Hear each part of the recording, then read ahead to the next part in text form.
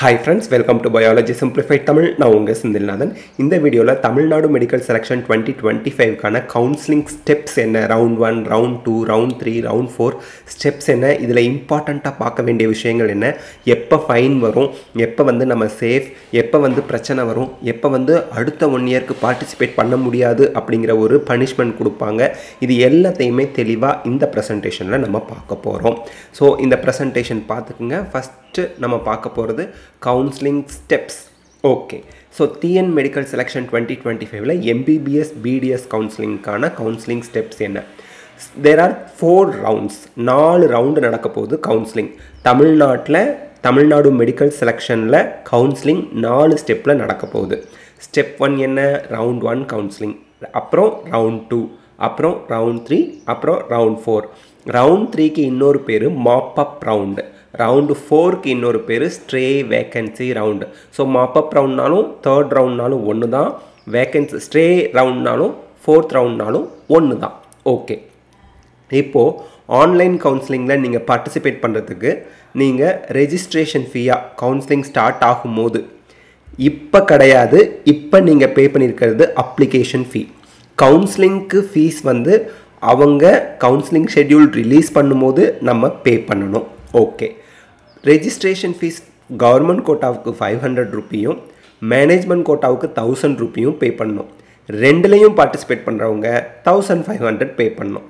Okay, security deposit government quota seats in private college and private யூனிவர்சிட்டிக்கு 30,000, management quota seats in private college and private யூனிவர்சிட்டிஸ்க்கு 1,00,000 ஆன்லைனில் security டெபாசிட்டாக நீங்கள் பே பண்ணணும். இதில் security deposit மட்டும் உங்களுக்கு ரீஃபண்டபிள். செக்யூரிட்டி டெபாசிட் நீங்கள் ரூல்ஸ் அண்ட் ரெகுலேஷனை பர்ஃபெக்டாக ஃபாலோ பண்ணும்போது கண்டிப்பாக உங்களுக்கு செக்யூரிட்டி டெபாசிட் நீங்கள் 30,000 பே பண்ணுறீங்களா கவர்மெண்ட் கோட்டாவுக்கு, அல்லது மேனேஜ்மெண்ட் கோட்டாவுக்கு 1 lakh பே பண்ணியிருக்கீங்களா, எந்த அக்கௌண்ட்லேருந்து பே பண்ணீங்க அந்த அக்கௌண்ட்டுக்கு ரீஃபண்ட் வந்துடும். ஓகே, இப்போது ரவுண்ட் 1 ஸ்டார்ட் ஆகுது. முதல்ல சீட்டு கிடைக்கலன்னா ஒரு பிரச்சனை, சீட்டு கிடைக்கல அப்படின்னு. சீட்டு கிடைச்சவங்களுக்கு தான் 1008 பிரச்சனை. முதல்ல ஒரு பிரச்சனைக்கு தீர்வு பார்த்துட்டு அப்புறம் 1008 பிரச்சனைக்கான தீர்வை நான் உங்களுக்கு சொல்கிறேங்க. சரி, ரவுண்ட் 1ல் சீட்டே அலாட் ஆகலை. என்ன ஆகுறது? நான் பார்ட்டிசிபேட் பண்ணேன், சீட் அலாட் ஆகலை. நீங்கள் already registration fees security deposit pay பண்ணிட்டதுனால திருப்பியும் பே பண்ண தேவையில்லை. நீங்கள் ஆட்டோமேட்டிக்காக செகண்ட் ரவுண்டுக்கு எலிஜிபிள். ஃப்ரெஷ்ஷாக ரவுண்ட் 2ல் நீங்கள் சாய்ஸ் ஃபில்லிங், சாய்ஸ் லாக்கிங் பண்ணணும். ஓகே, இப்போ ரவுண்ட் 1ல் நான் சாய்ஸ் ஃபில் பண்ணேன், சாய்ஸ் லாக் பண்ணேன், சீட் அலாட் ஆகிடுச்சு. உங்களுக்கு 2 சாய்ஸ் இருக்குதுங்க. மொதல் சாய்ஸ் வந்து பார்த்தீங்க அப்படின்னா to join or not to join, ரெண்டாவது சாய்ஸ். இப்போது ரவுண்ட் 1ல் உங்களுக்கு சீட் அலாட் ஆகிடுச்சு அப்படின்னா உங்களுக்கு 2 சாய்ஸ் இருக்குது. ஒன்று அலாட் ஆன காலேஜில் போய் ஜாயின் பண்ணலாம், அல்லது அலாட் ஆன காலேஜில் ஜாயின் பண்ணாமல் விடலாம். ஏன் சார் சீட்டு அலாட் ஆனால் நான் ஏன் ஜாயின் பண்ணாமல் இருக்க போகிறேன் அப்படிங்கிற ஒரு கேள்வி வரும். All India quota first round முடிஞ்சு தான் தமிழ்நாடு ஃபஸ்ட் ரவுண்ட் வரும். ஆல் இண்டியா கோட்டாவில் உங்களுக்கு ஒரு காலேஜில் சீட் கிடச்சி ஜாயின் பண்ணியிருந்தீங்கன்னா இங்கே சாய்ஸ் ஃபில் பண்ணி சீட்டு கிடச்சாலும் ஜாயின் பண்ண வேணான்னு நினைக்கலாம். அல்லது மேனேஜ்மெண்ட் கோட்டா சாய்ஸ் ஃபில் பண்ணியிருப்பீங்க, கிடச்சிருக்கோம், அப்போதைக்கு உங்களுக்கு இவ்வளோ ஃபீஸ் கட்டி பே பண்ணுமா வேண்டான்னு நினைக்கலாம். ஏதோ சில காரணங்கள்னால சீட்டு அலாட் ஆனது உங்களுக்கு வேண்டான்னு நீங்கள் நினைக்கலாம். அப்போ நீங்கள் ஜாயின் பண்ண தேவையில்லை.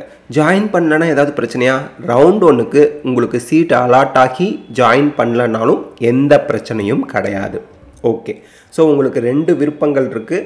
ஒன்று, உங்களுக்கு அலாட் ஆன காலேஜில் ஜாயின் பண்ணலாம், அல்லது அலாட் ஆன காலேஜில் ஜாயின் பண்ணாமல் கூட இருக்கலாம். சரி சார், எனக்கு கவர்மெண்ட் காலேஜில் சீட் அலாட் ஆகிருக்கு, மேனேஜ்மெண்ட் கோட்டாவில் சீட் அலாட் ஆனாலும் நான் ஜாயின் தான் பண்ண போகிறேன். அப்போ நீங்கள் ஜாயின் பண்ணுறதுக்கு என்ன பண்ணணுன்னா, தேர்ட் பாயிண்ட் பாருங்கள், பேமெண்ட் ஆஃப் டியூஷன் ஃபீ.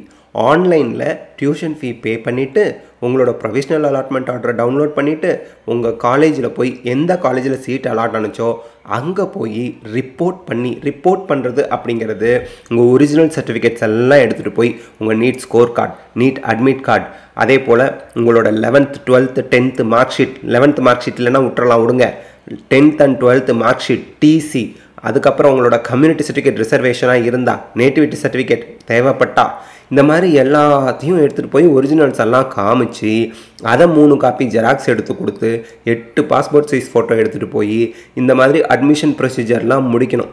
அதை தான் நம்ம வந்து என்னன்னு சொல்கிறாங்க, report to allotted college and complete the admission process அப்படின்னு சொல்கிறோம். இப்போ நீங்கள் எம்பிபிஎஸ் ஸ்டூடெண்ட் ஆகிட்டீங்க அந்த பர்டிகுலர் காலேஜில், அல்லது பிடிஎஸ் ஸ்டூடெண்ட் ஆகிட்டீங்க.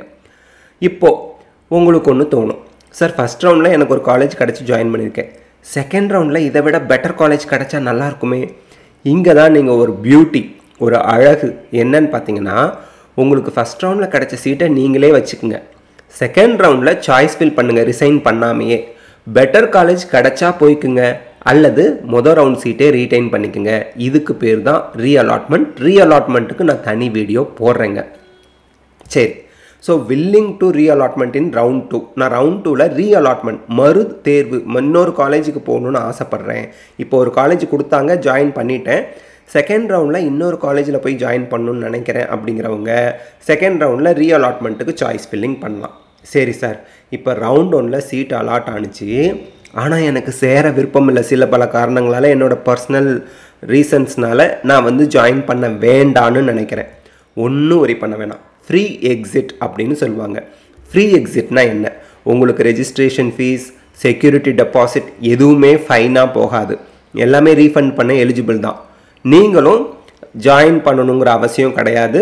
நீங்கள் சீட்டு அலாட் ஆணுச்சு, நீங்கள் போய் ஜாயின் பண்ணலை அப்படின்னா ஃபஸ்ட் ரவுண்டுக்கு மட்டும், செகண்ட் ரவுண்டுக்கும் உண்டு, அதை நான் எக்ஸ்பிளைன் பண்ணுறேன். செகண்ட் ரவுண்டில், ஃபஸ்ட் ரவுண்டில் ஃப்ரீ எக்ஸிட் அப்படிங்கிற ஒரு ஆப்ஷன் கொடுப்பாங்க.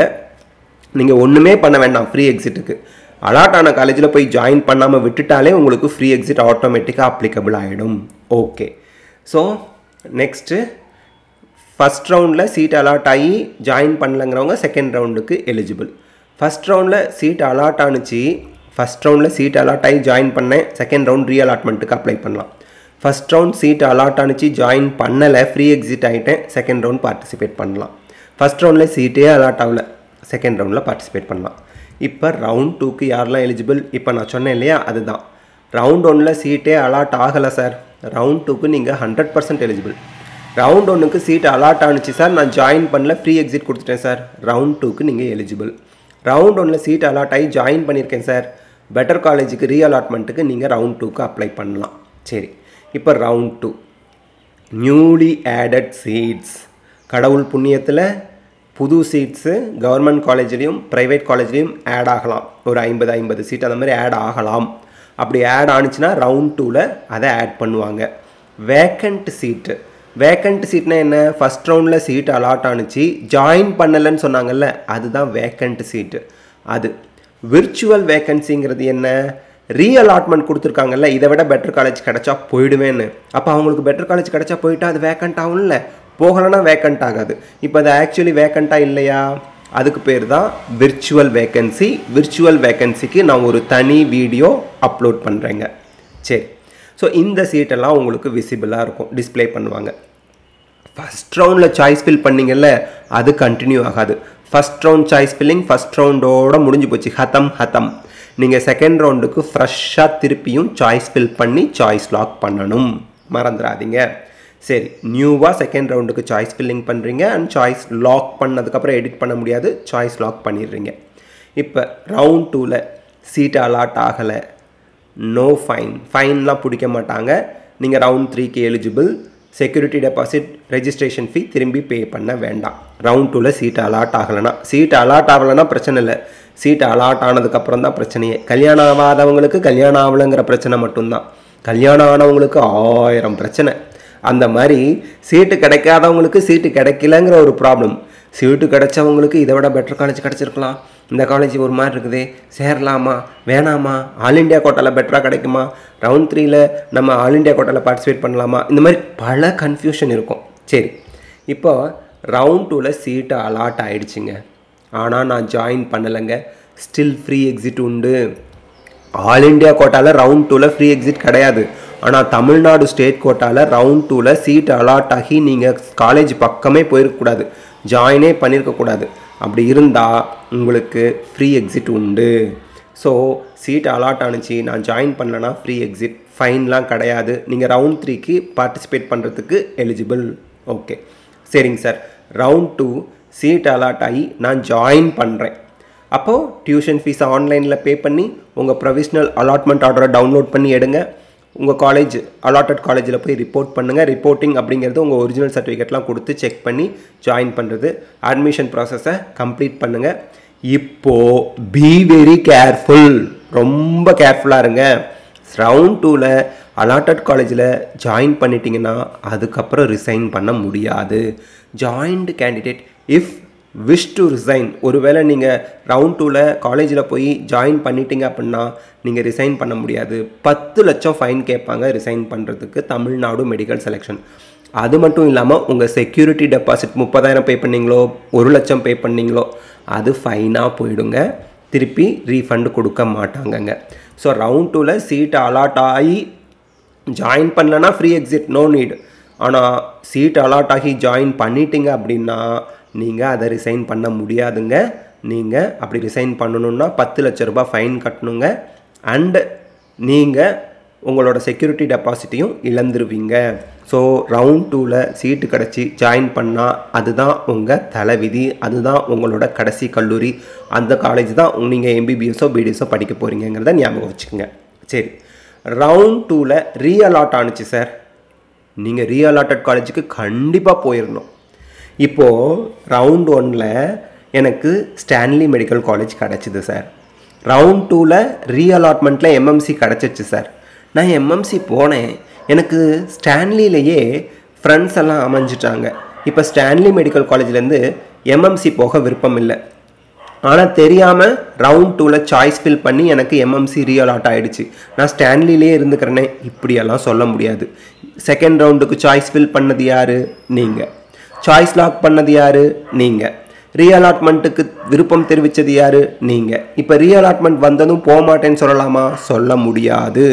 ஸோ ரீஅலாட்மெண்ட் நீங்கள் ரொம்ப கேர்ஃபுல்லாக இருக்கணும். செகண்ட் ரவுண்டில் நீங்கள் சாய்ஸ் ஃபில் பண்ணி, ஃபஸ்ட் ரவுண்டில் சீட்டு கிடச்சி ஜாயின் பண்ணிட்டீங்க, செகண்ட் ரவுண்டில் சாய்ஸ் ஃபில் பண்ணிங்க, ரீஅலாட்மெண்ட் வந்துருச்சுன்னா நீங்கள் ரீஅலாட்டட் காலேஜுக்கு தான் போய் ஜாயின் பண்ணணும். ஃபஸ்ட் ரவுண்டில் நீங்கள் ஜாயின் பண்ண காலேஜ் ரீஅலாட் ஆன உடனே இன்னொருத்தவங்களுக்கு அலாட் ஆயிரும். நீங்கள் ரீஅலாட்டட் காலேஜுக்கு தான் போய் ஜாயின் பண்ணணும், மறந்துடாதீங்க. சரிங்க. இப்போது ஸோ செகண்ட் ரவுண்டில் ரீஅலாட் ஆனிச்சுன்னா நீங்கள் ரீஅலாட்டட் காலேஜுக்கு போகணும். ஒருவேளை ரீஅலாட்மெண்ட் வரலன்னா சார் உங்களோட ஃபஸ்ட் ரவுண்ட் சீட் உங்கள்கிட்டயே இருக்கும். நீங்கள் ஃபஸ்ட் ரவுண்ட் ஜாயின் பண்ண அந்த ஸ்டான்லி மெடிக்கல் காலேஜ்லேயே கண்டினியூ பண்ணுவீங்க எம்பிபிஎஸ் ஸ்டூடெண்ட்டாக. அதை பற்றி ஒரு இல்லை. சரி, ரவுண்ட் 3. இப்போது ரவுண்ட் 3க்கு யாரெல்லாம் எலிஜிபிள்? இது வரைக்கும் சீட்டே அலாட் ஆகலை, எலிஜிபிள். ஃபஸ்ட் ரவுண்டில் சீட் அலாட் ஆகலை, செகண்ட் ரவுண்டில் சீட் அலாட் ஆகலை, எலிஜிபிள். ஃபஸ்ட் ரவுண்டில் சீட் அலாட் ஆனிச்சு, ஃப்ரீ எக்ஸிட் ஆகிட்டேன், எலிஜிபிள். செகண்ட் ரவுண்டில் சீட் அலாட் ஆனிச்சு, ஃப்ரீ எக்ஸிட் ஆகிட்டேன், எலிஜிபிள். இவங்கெல்லாம் தேர்ட் ரவுண்டில் பார்ட்டிசிபேட் பண்ணுவாங்க. தேர்ட் ரவுண்டில் ரொம்ப பெரிய அளவில் வேக்கன்சிலாம் வராதுங்க, கொஞ்சம் தான் இருக்கும். சிங்கிள் டிஜிட்டில் தான் வேக்கன்சி இருக்கும் கவர்மெண்ட் காலேஜிலலாம். ஓகே, இப்போது display of vacancies, fresh choice filling and locking. எந்த ஒரு ரவுண்டுக்கும் நீங்கள் ஃப்ரெஷ்ஷாக தான் சாய்ஸ் ஃபில் பண்ணணும். போன ரவுண்ட் பண்ண சாய்ஸ் ஃபில்லிங் கண்டினியூ ஆகாது. ஒவ்வொரு ரவுண்டுக்கும் நீங்கள் ஃப்ரெஷ்ஷாக சாய்ஸ் ஃபில்லிங், சாய்ஸ் லாக்கிங் பண்ணணும்.